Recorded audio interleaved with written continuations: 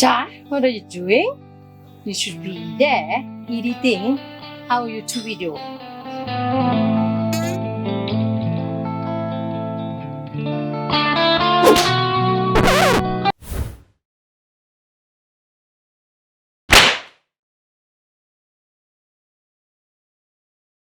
Welcome to our new series Review Sunday, where I will be reviewing a lot of the gear that we use on our adventures. This will give you a little insight on the things that work and the things that don't work. Before we started our adventures, we heavily relied on reviews and feedback that we found online before we actually ordered the items in order to see if they work for us or if they work for the things that we do with them. On some of the items we found lots of information, and on others we couldn't find anything. Hopefully this series will help you separate the good from the bad, the useful from the useless, and the things that you can actually use for your adventures. Today we're at the top end of the NT, Northern Territory in Australia. We're in Darwin. It is close to 40 degrees, it is super hot, and we've been sweating our off. So we looked at options to get our camper trailer a little bit cooler, to get some sort of air conditioning going in there. And we looked around, we couldn't again find many reviews on items. The obvious is a fan, which we have plenty of, but other than shifting the hot air around, it doesn't really do much to the change of temperature. So we had a look online again to see if anyone sold anything like a portable air conditioner. So we found this. Ta-da! Ting-a-ting-a-ting. Drum roll. The Zero Breeze Mark II portable air conditioner. I only found a few little reviews online where they cool down their dogs and take it out of the park and things like that. But what we want to test if does it actually work in a camper trailer or a tent, for that means. I do a lot of work in there, so I not only do video editing in there, I actually also make some money working on the laptop inside the camper. And sometimes it just gets really hot in there, especially during the day when the sun hits it. Up here now, the humidity is about 60-70%, so it is sticky in there. Sleeping, another thing, you know, if you're sleeping with 25-26 degrees at night, it's just not super pleasant. You do have the fans, they make a lot of noise, so all these things sort of played a role before we made a decision to buy this. Now, we bought this at Anaconda. It has a retail price of, I believe, $1,399, so roughly 1,400 Australian dollars. I believe this unit is made in the US, so you should be able to get it up there as well. It was on special at the moment, Anaconda for $1,249. So we made a decision to fork out that cash to buy this portable air conditioner. I haven't unboxed it yet. I have not used it yet. This is the first time. We literally just got it, and I'm going to show you guys the whole process of me getting it set up and finding out if it actually works. So this is the first off. Let's get to it. So from what I know is this thing is, as it's sold like this, operated on 240 volts. But you can get an adapter for it, which they sell at Anaconda as well, that converts it to 12 volts. So you can plug it in into your 12 volt system. There is ways of plugging it into 24 volts. Don't know why they did that, but not many camper trailers run on 24 volts, so you do need that little inverter to bring it up to bring it down to 12 volts. They also sell a lithium battery pack for it. Again, I don't know too much about the battery pack. I didn't buy it. I don't think we need it. I didn't buy the inverter either yet, because I'll mainly be running this thing when we are in a caravan park. I'll get a little bit into the details about how much it draws and, you know, what it does later on, but let's do the unboxing first. So we've got a manual and a remote control here.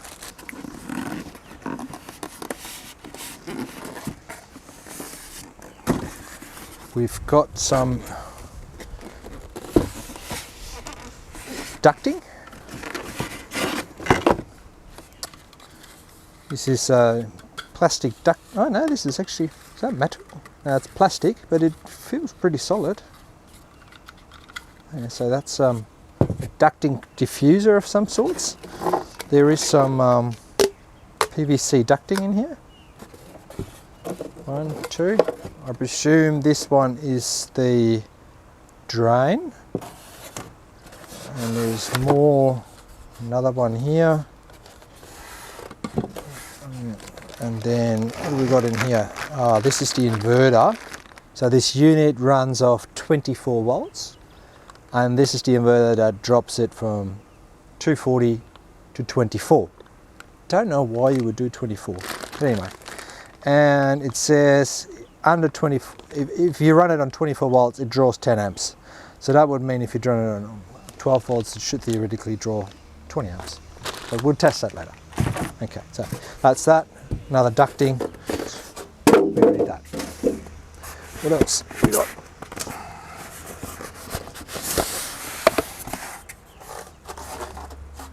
Lots of foam. This looks better. Alright, this is what we're after. Not so big after all. Box is pretty big. So I'll just tell you a little bit what it says outside here. So it says lightweight, portable cooling, zero breeze. It weighs 7.5 kilos and is less than half the size of a traditional portable air conditioner. Air conditioning for indoors and outdoors, perfect for caravans, camping, trucks, or for emergency cooling. I think we definitely need some emergency cooling today. So that's the unit here. Looks pretty flash. There we go. It is actually quite light, surprisingly light. Build quality is actually quite good. It is made out of plastic, but the grills are obviously metal, but it looks, build quality, feel, buttons, yeah, looks good. Now let's see if we can get this thing worked out and to turn on. So I'm going to leave the ducting for now. I'm going to try to plug it in and do a test on the temperature. I'm assuming that goes in the back here. That feels right. So I am assuming this plugs in here. It's good how I always read the manuals before I do anything. Alright, so we'll plug it in. Now, let's have a look at the air condition remote. Might as well get the manual out as well in case something goes wrong. Okay, so there is a little plastic that you have to pull out. Most remotes have that, so you just pull that out, connects the battery, and then it should work. So if I press on, this thing should turn on. Oh, it does. Alright, it is now working, and there is a dial on the front here that shows the temperature. So currently it's reading 30 degrees, which is probably not correct because it's a lot hotter than 30 degrees. And blowing air, not blowing anything cool yet. Okay, so we've got a few buttons here on the top as well. So from what I read before, oops, that is fan mode. It's easy to touch that. So fan mode would just blow air, and this is the cooling mode here. So now it should start to cool down. So it has a blue light in the back here that turns on once the air conditioner is running, and if the fan mode is on, it's red. So I've got warm air blowing out the back, and I actually got cool air coming out the front. There's a few other modes in here as well. There's a night mode. I believe there's a timer on here as well. Sleep mode, yep. There's a light button, whatever that does, I have no idea yet. Oh yeah, it turns the light on up here. Oh, it is. It is nice and cool. So it is blowing cool air out here. So I think what the ducting will do is, if you keep this unit inside your camper trailer, and then you can run your ducting outside, so it doesn't blow the hot air inside the camper, or you run the ducting out the front here and just run the cool air inside the camper. And that's what we're going to be testing next. So it is obviously working. It is cooling down. It's good that we have a temperature reading here of 24 degrees. And here is a light. There is a light around here that I can turn on and off. I'm getting to it. I'm getting the hang of it.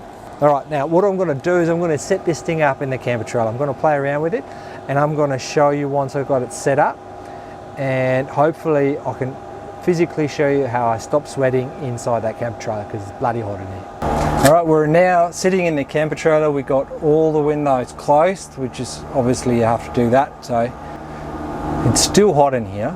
The air conditioner is now reading 23 degrees, which is still not super cold, but if we can get the camper down to 23 degrees, that would be awesome.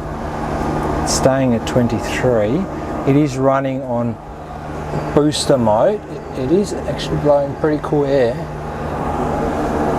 and I've vented it out, so the hot air is vented out of the camper. And we're just going to wait and see how long it takes to cool this down. It's start now, so we'll see. We'll test it maybe 10 minutes and then see if the temperature's changed. So you can see I've got the vent attached to it now, and it is blowing cool air. So this is nice.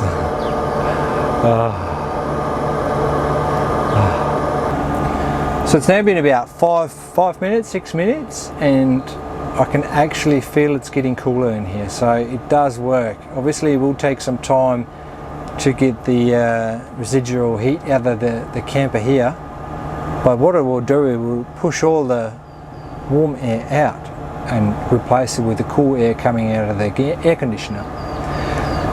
Another option we have in most camper trailers, you can divide the compartments up. So your sleeping compartment usually has a canvas sip as well, which would theoretically double the output, or not the output, but it will make it, there's half of the space you've got to cool down, or less than half. But it would be great if we can get everything cooled down, so we don't have to close the compartments down. And at the moment it is feeling significantly cooler. Not cold, cooler. Given the ambient temperature outside, that always plays a big role. If it'd be 40 degrees outside, don't know. All right, so we played around with it a little bit, and what I've done is I'll put this inside, and this is the intake.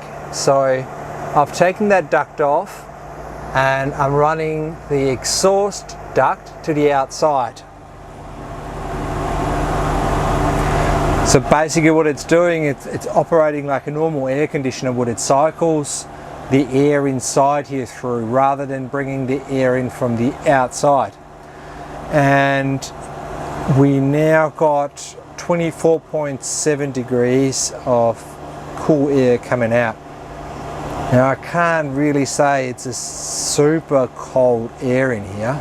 We also partitioned the camper in half, so it halves the space, but it does feel cooler, so I'm not sweating anymore.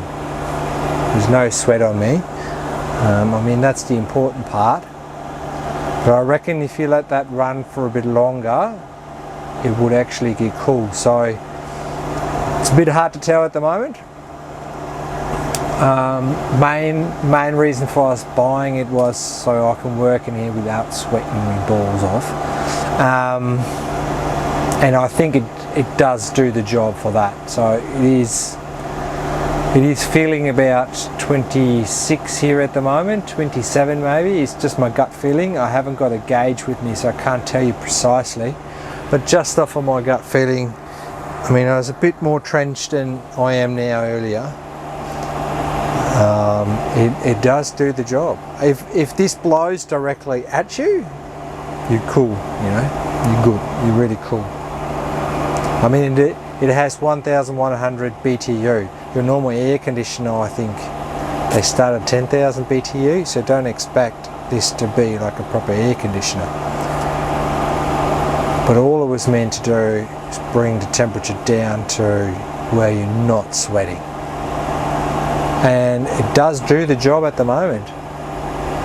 We're going to test it out tonight in the sleeping compartment. We're going to run the duct of this into the sleeping compartment and then see how we sleep, and we'll give you a final verdict tomorrow, I'd say. For now, we're just going to let it run or do some work on the computer and see what it does. It is on booster mode, I've got to say that now as well. It's not on your normal operating mode.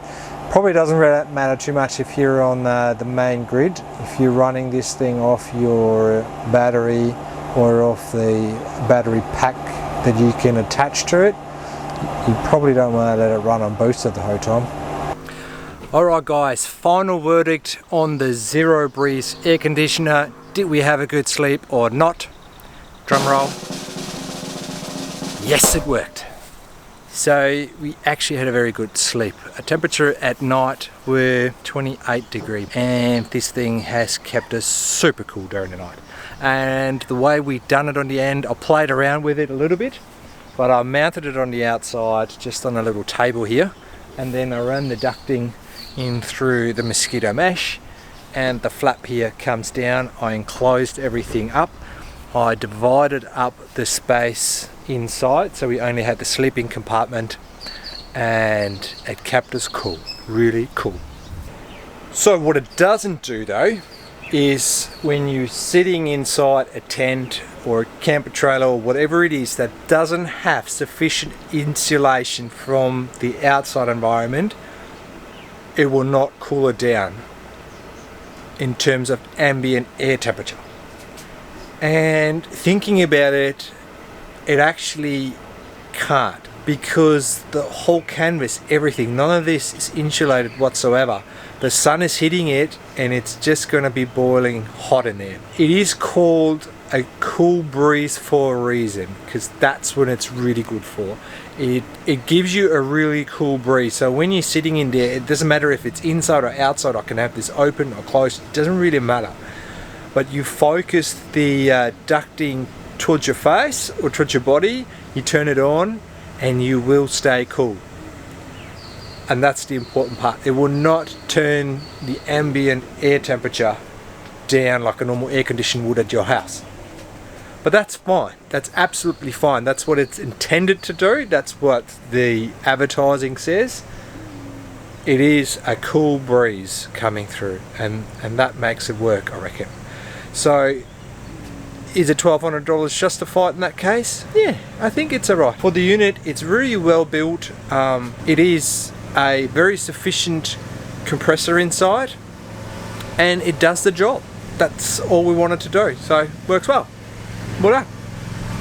All in all, we found a product well worth the investment if you love a cool night's sleep. You can buy an additional battery pack for it, or a 24 to 12 volt inverter so you can use it off your normal battery bank. However, we found both of these attachments are not worth the money, and there is cheaper alternatives available. We hope you enjoyed this review. Don't forget to give us a like and subscribe to our channel if you want to see more reviews of outdoor products and how they work.